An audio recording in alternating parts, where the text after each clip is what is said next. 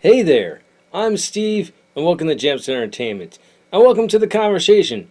Just before we get started, there are many ways you can help. You can like and subscribe so you never miss the conversation. But most importantly, please share this video. Get the word out there. There's a community where we can talk about all the things that we love. Mortal Kombat! I'm sorry, there's no other way to do that. As you can tell, I really enjoyed this movie.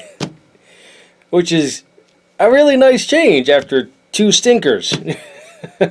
This movie, okay, by general consensus, this movie probably isn't good. And that's including fans and non-fans. But fans probably will love this movie. I really liked this movie.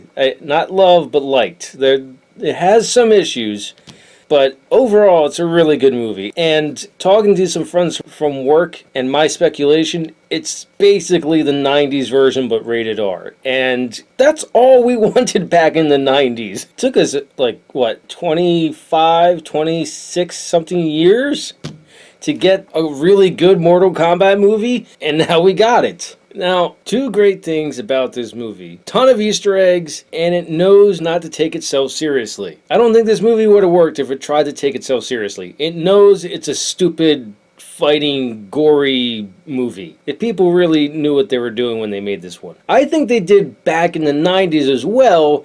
It's just, for whatever reason, it wasn't rated R, and so I don't know what it is. But the general consensus among the fans about Mortal Kombat is that if only Mortal Kombat in the 90s was rated R, but it's still an enjoyable movie. And this is an enjoyable movie. It's just a dumb fighter movie that's gory and there's lots of swearing in it. It speaks to my inner teenager. It does a very good job at it. My one problem with this is I don't want to say too much. I'll say this. The way they utilize Scorpion in this movie, me no likey. If I ever do a spoiler review of it or I talk about it on the podcast, you'll find out exactly why I don't like it. But how they handle Scorpion, me no likey. Nope, could have done a better job. I have a better idea for that. But I can't tell you because it will be spoiler territory.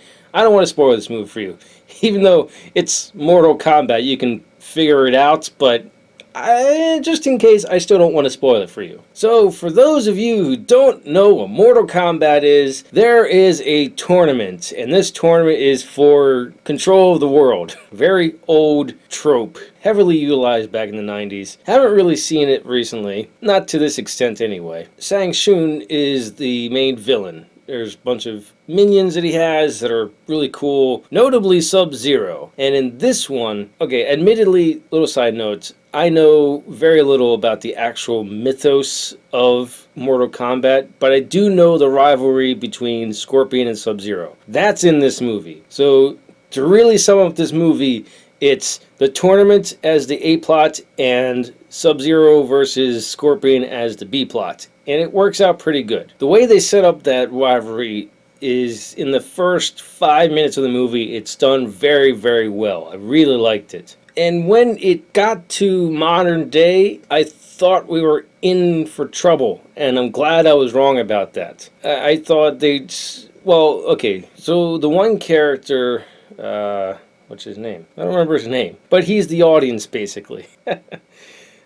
So there's that. They didn't do a good job of making the main character memorable. I don't remember his name. He's a MMA fighter that's chosen to fight in Mortal Kombat. And what's really cool of how you know you're chosen to fight, the logo for Mortal Kombat is a birthmark on you. And that's how you know you're chosen. But he's the only character in this entire movie that's not in the roster for the game Mortal Kombat. And I thought that's what was going to happen with all the characters and like the ones that we do know, Jax, Sonya, Liu Kang, Kano.